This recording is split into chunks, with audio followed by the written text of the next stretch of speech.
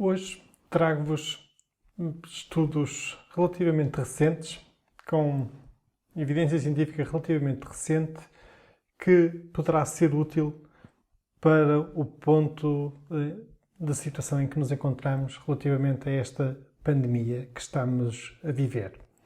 Na verdade, estamos num ponto crítico desta pandemia.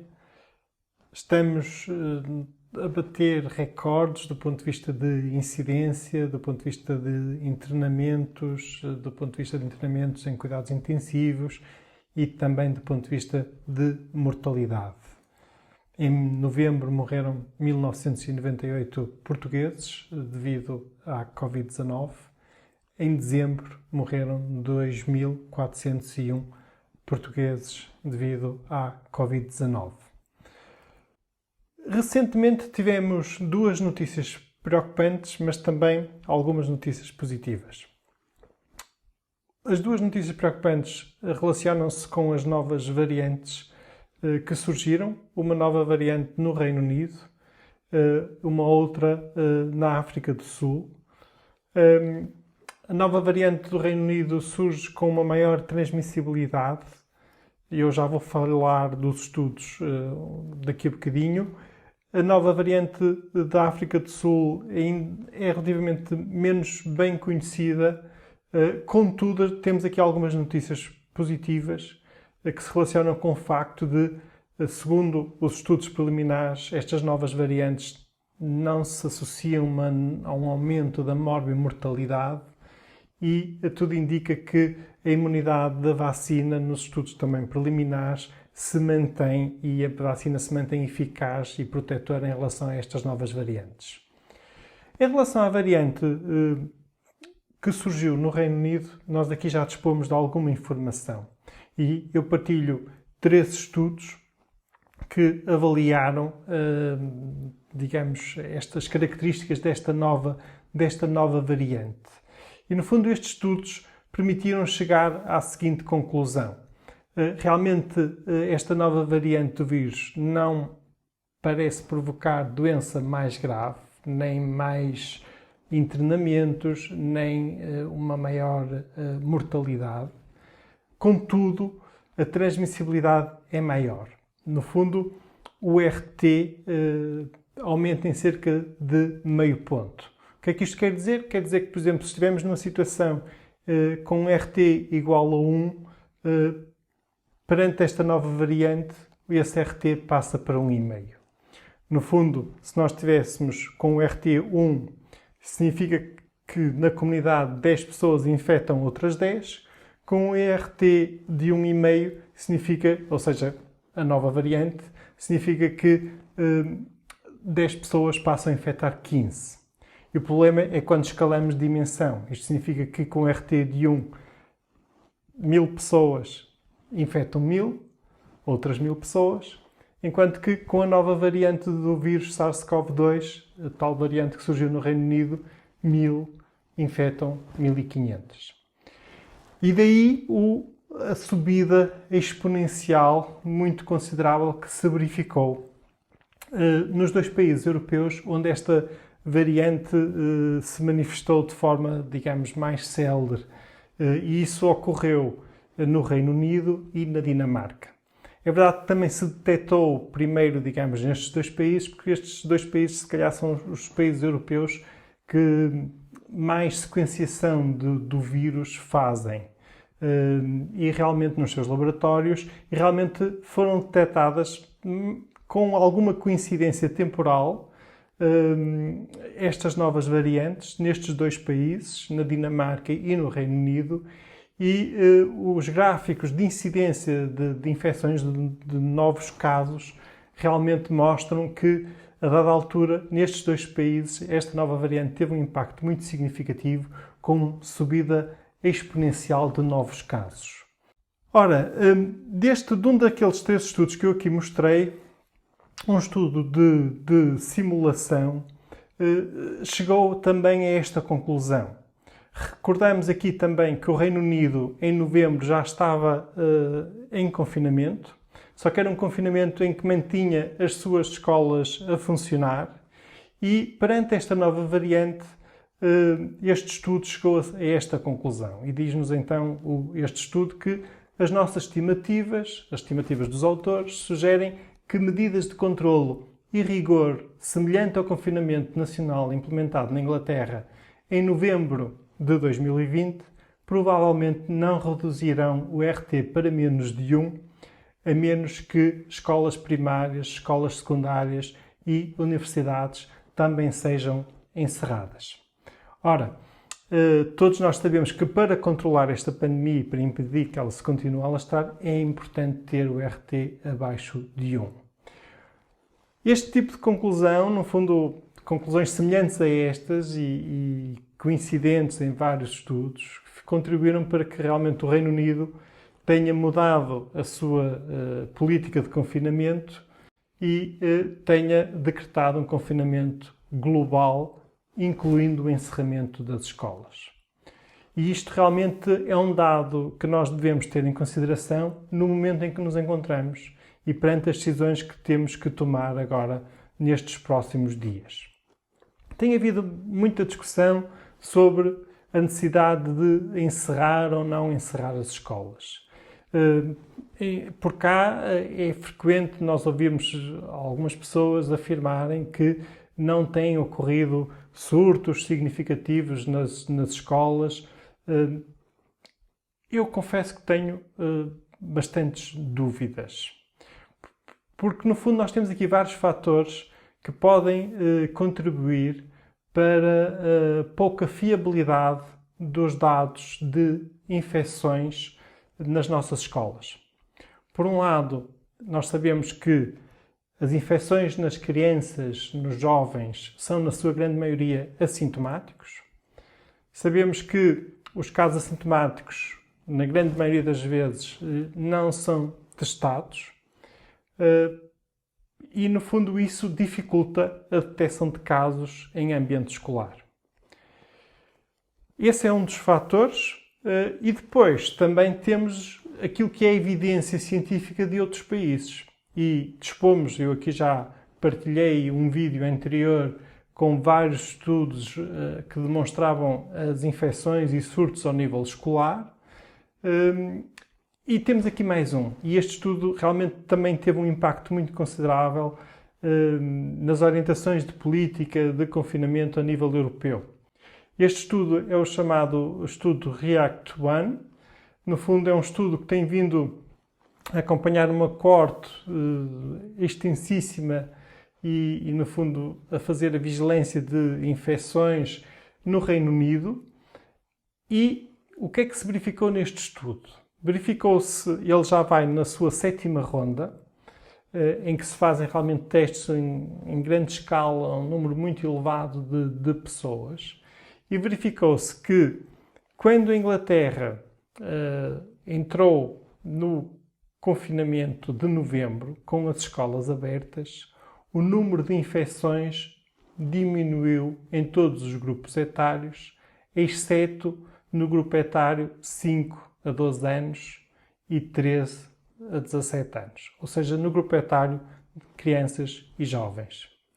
E aí, mantendo-se as escolas abertas, as infecções e a pandemia continuou a alastrar. Isto é evidência muito forte de que realmente nas escolas existe transmissão e realmente é uma evidência muito robusta. Se associarmos a isto, a este fator e a esta evidência que temos aqui, com aquela componente de que neste momento vamos ter que enfrentar uma nova variante deste vírus em que a transmissibilidade é maior, realmente, e no fundo isso verificou-se nos dados epidemiológicos e até naquele gráfico que mostrei há pouco da evolução da infecção no Reino Unido, tudo isto no fundo se transformou num barril de pólvora com um aumento muito considerável de infecções. Neste momento, em Portugal, nós estamos a debater se vamos para confinamento ou não e estamos a debater se vamos para um confinamento em que encerramos as escolas ou não. Corremos o risco, se não encerrarmos as escolas, de verificar e observar o mesmo fenómeno que ocorreu no Reino Unido. Porque, no fundo, é muito provável que a nova variante comece a estar cada vez mais presente na nossa comunidade e isso contribui para o aumento ainda superior de infecções do que aquilo que já estamos a verificar, e mantendo as escolas abertas, isso contribuirá para essa disseminação de acordo com estes dados que estamos a ver aqui neste gráfico, que foi, no fundo, o que se observou durante o período de confinamento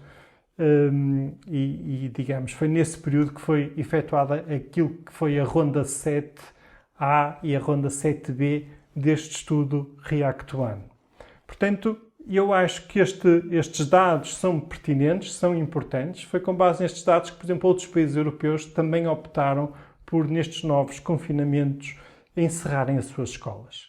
É óbvio que nós perdemos aqui uma oportunidade que era uma oportunidade de ouro, que era a pausa letiva do Natal. De certa forma, no fundo, essa pausa letiva do Natal, e se não tivesse havido as facilidades que se verificaram de deslocação e de contactos e de convívios no Natal, provavelmente hoje estaríamos bastante melhor e conseguiríamos estar a controlar já melhor esta pandemia. E, no fundo, teria bastado, por exemplo, alargar a pausa letiva do Natal para, no fundo, termos um período de 3, 4 semanas de suspensão da atividade escolar e associada a um confinamento, e essa talvez fosse a altura mais oportuna. Não interessa, não foi concretizada essa estratégia, por isso temos que pensar agora nas medidas que vamos tomar. É preciso também ter presente que o ponto de partida deste segundo confinamento é muito diferente do ponto de partida do primeiro confinamento. O que é que eu quero dizer com isto? Quero dizer que a carga de infecções, de doença e até o ponto de sobrecarga do Serviço Nacional de Saúde é muito diferente, era muito menor quando nós entramos no nosso primeiro confinamento do que aquele ponto em que nos encontramos agora, em que realmente essa carga é muito superior. Quer dizer que quando nós tivemos uma ótima resposta e uma diminuição de infecções relativamente rápida com o primeiro confinamento, desta vez é muito provável que esse fenómeno seja mais lento e mais demorado. E temos que ter em consideração que ainda será mais lento e demorado se mantivermos as escolas abertas. Portanto, há aqui várias variáveis que devem ser ponderadas e, no fundo, eu compreendo perfeitamente que há aqui uma componente económica, ou seja, o confinamento não é inocente, não é desprovido também de uma certa forma de dano para a sociedade e do ponto de vista económico e social é realmente uma medida extrema, mas na verdade nós, enquanto nação, enquanto povo, temos que pensar se preferimos tentar salvar mais vidas, mesmo que isso signifique sacrificar a economia do país, ou então preferimos preservar a economia e, mesmo que isso signifique perder mais vidas. No fundo, temos aqui dois pratos da balança para ponderar, para refletir. Mas mesmo do ponto de vista económico, há aqui uma variável que interessa ponderar. Com a lentidão que está prevista para o processo de vacinação, temos que pensar como será o próximo verão. É que se quisermos salvar a economia do próximo verão, nomeadamente numa perspectiva de turismo, restauração, etc., temos mesmo que reduzir a carga desta doença para níveis de incidência muito inferiores aos do verão passado. Caso contrário, teremos outra vez a maioria dos países a vetar viagens de férias para o nosso país. Ora, para se atingir essa meta, esse objetivo no verão, para conseguirmos ter uma carga o mais baixo possível de incidências, de infecções, é necessário tomar desde já medidas que reduzam acentuadamente as cadeias de transmissão e os contactos de risco em sociedade. E quanto mais tempo demorarmos, mais colocamos em risco esse objetivo de salvar a economia do próximo verão. Portanto, no fundo, às vezes, com a ânsia ou com a vontade de tentar preservar a economia e com isso adiando as medidas e adiando confinamentos, etc., nós podemos, no fundo, antes, por contrário, estar a trazer mais dano económico e com isso, por exemplo, prejudicar o próximo verão. O caminho mais rápido para reduzir infecções e mortalidade seria, sem dúvida, o confinamento com o encerramento das escolas. É verdade, tem impacto, implica sacrifício, implica realmente alguns constrangimentos do ponto de vista da economia, social, sem dúvida, mas para travarmos infecções e mortalidade é o caminho mais rápido. Contudo, se optar pela opção de se manter as escolas abertas, então era fundamental que isso se concretizasse com medidas especiais e diferentes das implementadas até aqui. Essas medidas nas escolas podem incluir, por exemplo, alternância de ensino à distância e ensino presencial, por exemplo, em que metade das turmas durante um período, por exemplo, 2 semanas, ficam em ensino à distância e a outra metade das turmas fica em ensino presencial e depois podem trocar. O uso de máscaras na educação física é fundamental e também implementar cuidados especiais nos refeitórios escolares. Eventualmente, o uso de testes, por exemplo, os testes rápidos, testes de antigénio, para rastreios sistemáticos na comunidade escolar, poderá também ser uma estratégia. Contudo, a ser implementada essa estratégia tem que se ter alguns cuidados. Nós sabemos que estes testes, quando realizados em pessoas assintomáticas, têm uma percentagem considerável de falsos negativos e, portanto, devemos evitar comportamentos inadequados, nomeadamente de proteção, ou seja, certo facilitismo, a pessoa deixar de andar de máscara por dizer que fez o teste e que estão negativos e que todos na escola fizeram o teste e estão todos negativos e a partir daí, por exemplo, deixarem de andar de máscara ou terem comportamentos de maior proximidade. Tem que se ter muito cuidado porque isso pode ser contraproducente devido aos falsos negativos e até pode contribuir para alastrar infecções. Mas realmente poderá ser também uma medida a contemplar ao nível das escolas se optar por manter as escolas abertas durante o período de confinamento. Trago-vos ainda este estudo. Este estudo é muito interessante. No fundo, é um estudo em que foram implementadas por métodos de simulação. Tentou-se avaliar qual a forma mais eficaz de mitigar as infecções e os contágios nas escolas. E foram avaliadas 3 estratégias de divisão das turmas, para tornar as turmas mais pequenas, no fundo para diminuir a densidade da população escolar e com isso diminuir os contágios. Numa estratégia, dividiram-se as turmas aleatoriamente. Noutra, dividiram-se as turmas por géneros, por exemplo, rapazes, raparigas. Noutra, dividiram-se as turmas minimizando os contactos fora da escola, ou seja, no fundo, tentar que eles estavam divididos ao nível da turma e, por exemplo, os que ficavam no grupo A não contactavam também depois fora da escola com os do grupo B. E a última estratégia era as turmas foram divididas tendo em consideração as redes, os grupos de amigos e com isso também tentar minimizar os contactos da escola entre os 2 grupos da turma. E realmente foi-se avaliar neste estudo qual é a estratégia que teria maior eficácia ou se realmente elas eram eficazes a diminuir os contágios ao nível escolar. E de acordo com este estudo de simulação, chegou-se à conclusão que as 4 estratégias tinham realmente um efeito positivo e as 4 estratégias de divisão das turmas em 2 grupos, em que depois os 2 grupos tinham ensino alternado. Isto depois pode haver aqui várias estratégias. Pode, por exemplo, um grupo ter aulas de manhã e o outro grupo de tarde e não se cruzando.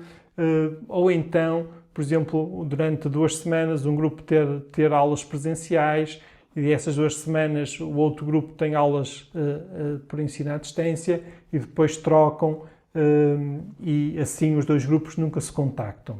E com isto diminui-se a densidade da população escolar para diminuir realmente os contágios. E então as 4 estratégias tiveram um impacto positivo, mas aquela estratégia que foi mais eficaz foi aquela em que as turmas eram divididas pelos grupos de amigos.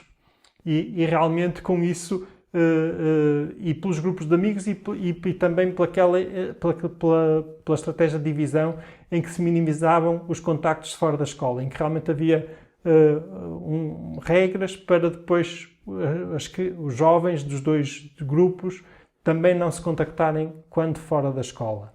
E essas 2 estratégias foram as mais eficazes a diminuir os contágios. Portanto, isto é mais algumas dicas. É possível nós optimizarmos o funcionamento ao nível escolar. E há outra coisa importante, que é, mesmo que se adopte por um confinamento com o encerramento das escolas, é muito importante que na reabertura das escolas se implementem algumas destas medidas especiais. Caso contrário, teremos o mesmo problema que tivemos em setembro, no início do ano letivo, e os contágios começarão a aumentar muito rapidamente, ainda para mais se esta nova variante se tornar cada vez mais prevalente também na nossa comunidade. No fundo, nós precisamos de uma estratégia de longo prazo e aqui é mesmo fundamental. É preciso compreender e evitar os erros que se cometeram, por exemplo, no primeiro confinamento, que foi achar que reduzimos e com essa redução já está tudo resolvido e podemos voltar e sair todos para a rua e a dada altura no verão parecia que o problema estava resolvido de vez. Não, esse erro não pode ser cometido novamente e realmente temos que abandonar aquela ideia de vamos adotando uma estratégia e medidas conforme a evolução, para ter aqui uma estratégia global, e essa estratégia global, isto está bem definido, implica realmente aqui manter muita atenção nestes 4 passos.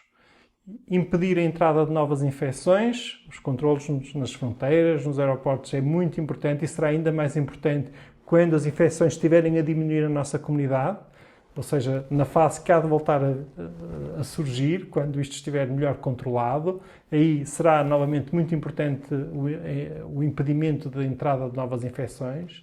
A minimização dos contactos, e aí é muito importante realmente medidas como o confinamento, mas temos depois também muito cuidado, a forma de vigiar, por exemplo, as empresas que não podem funcionar em teletrabalho, haver um controle rigoroso do ponto de vista da forma como, mantendo-se os contactos, e já estamos agora no passo 3, minimizar o risco de infecção, o uso correto das medidas, do distanciamento físico, das máscaras, tudo isso é da desinfecção, tudo isso é fundamental. E depois, realmente, continuar a apostar e optimizar os nossos sistemas de identificação, rastreio de contactos, isolamento, isso é fundamental. Por exemplo, uma das medidas que poderia ajudar, nós até aqui temos tido isolamentos com as pessoas em suas casas, integradas nas suas famílias. Em certas circunstâncias isso pode ser complicado e pode, no fundo, até ser fonte de infecção para outros membros da família e também aí deveríamos pensar em estratégias para permitir o isolamento das pessoas, muitas vezes fora do seu agregado familiar. São tudo estratégias que devem ser ponderadas, pensadas e mantidas e renovadas. Outro aspecto fundamental é realmente depois nós implementarmos a vacinação de forma eficaz e eficiente. Eu acredito que sim, que isso vai ser possível e isso pode implicar inclusivamente quando nós tivermos doses suficientemente disponíveis para vacinar todas as pessoas e para fazer rapidamente, realmente um esforço muito grande até para se vacinar fora de horas de expediente normal, mas eu acredito que sim, que isso será possível e realmente para podermos sair desta situação de pandemia em que nos encontramos. É possível fazer mais e melhor, é possível salvar mais vidas, vamos ter união, vamos ter força, coragem, mas havemos de conseguir. Fiquem bem, continuem bem.